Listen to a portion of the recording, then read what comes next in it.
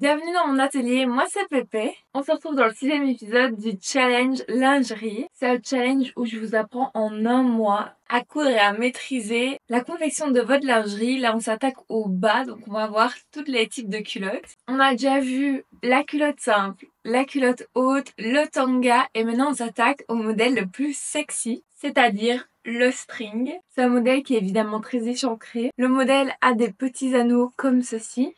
Et pour ce modèle, on va utiliser du biais élastique pré-plié. C'est un type d'élastique qu'on peut utiliser sur toutes les culottes qui va se mettre comme le cavalier. Mais c'est ce qui va nous permettre d'avoir des côtés vraiment avec des ficelles complètement plates et nettes. Pour le tissu, j'ai utilisé de la dentelle. Alors c'est de la dentelle au mètre, ça s'utilise exactement comme du jersey. Il faut bien qu'elle soit extensible, évidemment. Alors pour le gousset, donc la petite doublure au fond de la culotte, ça on le fait toujours en jersey de coton. Le modèle n'est pas si difficile à faire, mais c'est sûr qu'il va être un peu plus différent au niveau de la confection par rapport aux autres culottes qu'on a déjà vues. Vous pouvez bien évidemment utiliser du jersey ou d'autres tissus extensibles. Là, je vous conseille d'aller voir la première vidéo du challenge qui va vous parler des fournitures, comment choisir le tissu, etc. Vous pouvez aller télécharger mon patron en PDF en description et on peut commencer. Quand vous avez imprimé le patron à l'échelle 100%, vous vous retrouvez avec 3 feuilles à 4. Alors sur la première feuille, on a le carré test qui doit bien mesurer 5 sur 5. On a les différentes tailles, le tableau des ficelles. On nous dit bien que le dos est similaire pour chaque taille. On a le plan du patron pour pouvoir assembler les feuilles et on nous dit que les marges de couture ne sont pas comprises car on utilise un élastique en biais. Alors pour le gousset, vous avez deux choix, soit un qui est plus petit ou un grand. Donc vous coupez soit un, soit l'autre. Si vous utilisez du jersey, moi je vous conseille toujours d'utiliser le petit gousset. Mais si vous utilisez de la dentelle pour votre culotte, alors vous avez le choix. Soit le petit gousset pour une transparence totale de votre culotte, soit un grand gousset pour avoir une petite couvrance sur le devant. Alors pour assembler les feuilles, rien de compliqué, il va falloir juste, aligner les 2 marges de feuilles ensemble, donc les 2 lignes noires. Donc pour ça, soit il faut couper, soit plier une des 2 marges et puis après, l'aligner sur l'autre. Soit vous coupez vos pièces directement, sur les feuilles ou soit vous recopiez avec, du papier patron. Dans le guide qui vous est fourni avec, vous pouvez voir aussi comment placer vos pièces sur votre tissu. Petit rappel, il faut bien coudre avec une aiguille stretch. Alors vous allez avoir votre devant, votre gousset, soit petit, soit grand, et votre dos. On utilisera un élastique pré-plié, donc c'est comme un biais, et une paire d'anneaux comme ceci de la couleur que vous voulez, d'1 cm de large. Pour reconnaître l'endroit d'une dentelle, on peut voir que il y a du relief sur l'endroit et pas sur l'envers. On va commencer par surjeter le gousset, la partie la plus longue, sur l'endroit. Alors moi je couds à 4 fils et du coup 2 aiguilles. Quand c'est fait, on va glacer notre gousset. Donc c'est une expression en couture pour dire qu'on va superposer 2 tissus et on va les coudre vraiment à quelques millimètres du bord pour que ça ne fasse plus qu'une pièce. Donc j'épingle bien, normalement le gousset il correspond parfaitement à votre devant et je vais piquer alors sur tous les bords. Alors sur notre machine à coudre on va mettre le point éclair, donc c'est un zigzag qui va être très étroit, presque comme un point droit et on va faire tout le tour. Alors moi je prends un petit repère sur mon pin biche pour pouvoir coudre vraiment à quelques millimètres du bord. Le but est que la couture ne se voit pas quand on va poser le biais. Concernant l'endroit où il y a le surjet, donc qui va passer sur la dentelle, alors moi je vous conseille, si vous avez un grand gousset, de le piquer en grand zigzag sur le surjet. Et si vous avez fait le petit gousset, il ne faudra pas piquer sur le surjet. Surtout si vous utilisez en tissu principal du jersey, alors vous allez avoir une couture apparente. Et si en dentelle, ça ne se voit pas sur l'endroit. Je l'ai fait à la fin parce que je pensais que ça allait passer, mais le gousset baillait beaucoup trop. Donc je vous conseille de le faire. Maintenant, on va pouvoir poser l'élastique. Alors, on va le poser sur l'envers de notre culotte et on va commencer par les cuisses.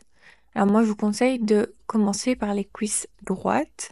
Vous allez faire exactement la même chose sur le devant et sur le dos, donc de la cuisse droite. Ici, j'ai filmé sur le dos, mais c'est exactement pareil. Donc vous posez votre élastique sur l'envers de la culotte avec le bon côté de l'élastique vers vous. Donc l'endroit de l'élastique est vers vous. Et vous allez positionner l'élastique pour que le milieu de l'élastique se positionne sur le bord du tissu. Donc il va falloir le lever, bien vérifier à chaque fois.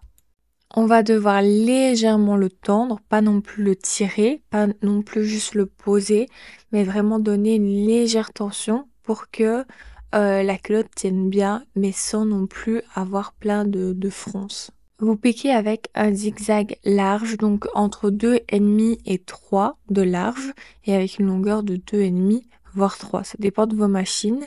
Ça va être un point qu'on va tout le temps garder au niveau des paramètres pour avoir un résultat similaire partout. Donc le but c'est bien de piquer sur le côté gauche de l'élastique et du coup sur le tissu. Quand la première couture est faite, vous allez pouvoir mettre la culotte sur l'endroit et replier le biais sur lui-même comme un biais classique. Et en fait, vous allez repiquer avec le même point zigzag large sur tout le long pour pouvoir fermer l'élastique. Pour que ma machine avance, je tire un peu les fils de derrière. Il ne faut pas tirer sur l'élastique, mais il va falloir le mettre bien à plat. Donc il faut pas qu'il fronce. Il faut qu'il soit à plat, donc vous pouvez légèrement le tendre, mais surtout pas le tirer, parce que sinon vous allez déformer votre culotte. Et quand c'est fait, vous avez fait du coup les deux cuisses droites du dos et du devant. Si vous avez fait gauche, c'est pas très grave. Le but c'est que ce soit dans le même sens, enfin du même côté. Maintenant, on va mettre l'élastique sur l'autre cuisse, mais alors il va partir du devant. Il va faire la ficelle du string et puis revenir sur le dos. Donc, on va bien le coudre sur l'envers des pièces. Il va falloir un peu réfléchir pour être sûr de ne pas coudre quelque chose de travers. Surtout ne pas coudre sur la taille du dos, parce que c'est vrai qu'on pourrait confondre. Alors là, je commence sur le dos. Et je pique comme tout à l'heure. Donc vraiment, l'élastique est positionné pour que le milieu du biais soit sur l'extrémité de mon tissu. Donc je couds comme tout à l'heure, exactement.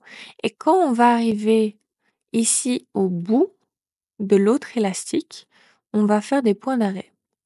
Et maintenant, il va falloir mesurer la longueur de la ficelle du bas. Donc vous avez un petit tableau dans votre guide et sur votre patron pour dire combien de centimètres vous, votre taille, c'est. Donc au niveau de la ficelle du bas. Donc vous mettez un petit repère et vous allez recommencer à coudre à l'endroit du repère que vous allez placer sur la culotte du devant. Donc vous allez vous positionner à l'extrémité. Vous allez bien remettre pour que tout soit bon, que le milieu du pied corresponde bien à l'extrémité du tissu. Et vous commencez tout simplement à piquer. Donc vraiment, comme tout à l'heure, vous mettez un tout petit peu de tension. Il ne faut pas tirer non plus, il faut mettre un peu de tension. Et vous faites tout le bord. Tout ce qui est surjet, mettez bien sur la droite pour pas piquer n'importe comment dessus. Maintenant, on va pouvoir couper tous les fils qui dépassent, les surjets qui dépassent, mais aussi on va pouvoir couper les épaisseurs qui vont nous gêner quand on va fermer le biais. Là, ça va se trouver à l'intersection des deux biais. Donc regardez bien, en fait vous simulez de fermer le biais et vous allez voir qu'est-ce que vous devez réellement couper et il faut quand même y aller. Donc pour que le résultat il soit joli.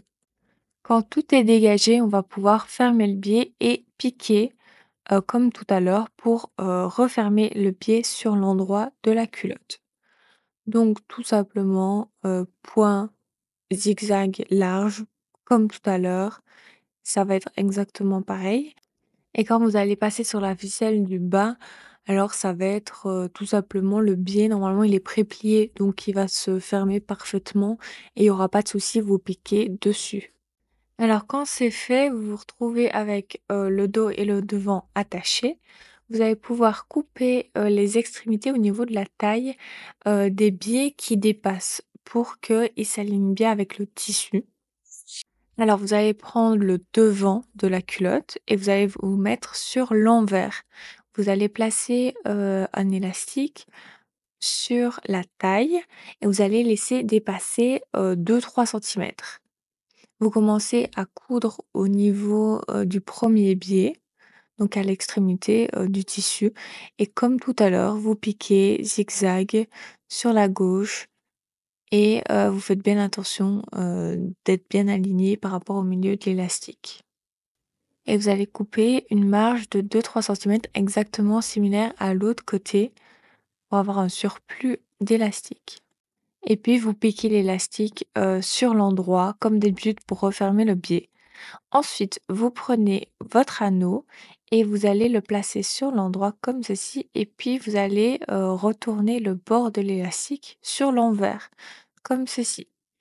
Et alors sur l'envers du coup, vous allez piquer en point bourdon. Donc c'est, un point zigzag qui va être quand même assez large. Par contre, il va pas beaucoup avancer. Donc la longueur de point va être très, très petite. Moi, je la mets sur 1 et alors je vais faire 3 allers-retours. Après, je coupe l'excédent, d'élastique sur le bord, vraiment à ras de la couture que je viens de faire. On se retrouve avec 2 petits anneaux sur le devant.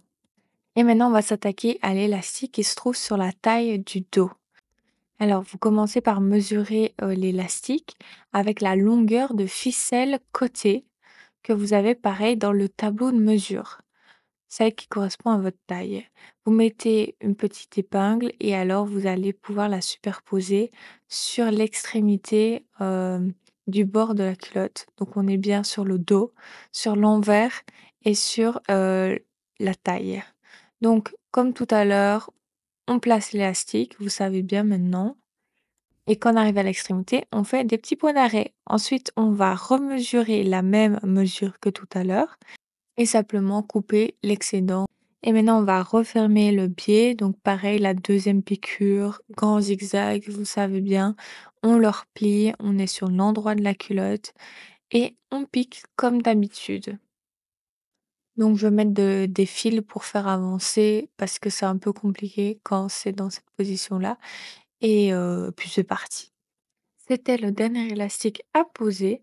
Maintenant, on se retrouve avec cette pièce comme ceci et on va pouvoir rentrer, les excédents d'élastique du dos dans les petits anneaux. Donc je suis sur l'endroit, je le passe à l'intérieur et je me mets sur l'envers. Je mets des petites pinces. Le mieux, en fait, c'est d'essayer, de voir si c'est bon, s'il faut pas resserrer. Mais normalement, les mesures sont correctes. Mais c'est vrai qu'on est toutes différentes, donc c'est toujours bien de checker si c'est pour vous.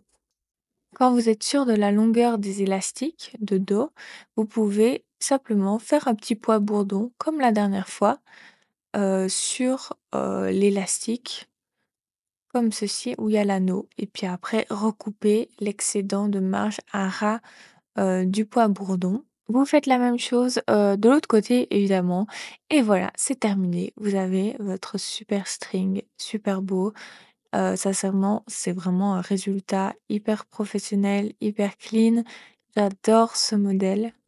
Ici, on a fait la version avec un grand gousset qui est du coup, glacé, donc plaqué. Voilà le résultat. On voit aucune piqûre à l'extérieur. Et ici, c'est la version blanche où j'ai fait un petit gousset. Ça marche aussi. C'est juste, c'est beaucoup moins couvrant au niveau du devant. Par contre, c'est top nickel aussi et le gousset est donc bien ouvert. Mais ça, vous pouvez le fermer si vous désirez. Franchement, c'est comme vous voulez. mais pas obligatoire pour le petit Et gousset. voilà, c'est terminé. J'espère que tout s'est bien passé. Si vous avez des questions, n'hésitez pas en commentaire, par message Instagram, et je vous réponds. J'espère que ça vous a plu, que vous êtes fiers de votre modèle. Moi, personnellement, je trouve que c'est vraiment le modèle le plus beau au niveau de la confection et de l'objet. On se retrouve la semaine prochaine pour les 2 autres modèles. En tout, pour le programme, il nous reste 4 modèles. Et après, je vous apprendrai tout ce qui est technique de dentelle, les appliquer, etc. Donc vraiment comment appliquer de la dentelle sur tous vos modèles de culottes. Donc on se retrouve pour la semaine prochaine. Je vous fais des gros bisous.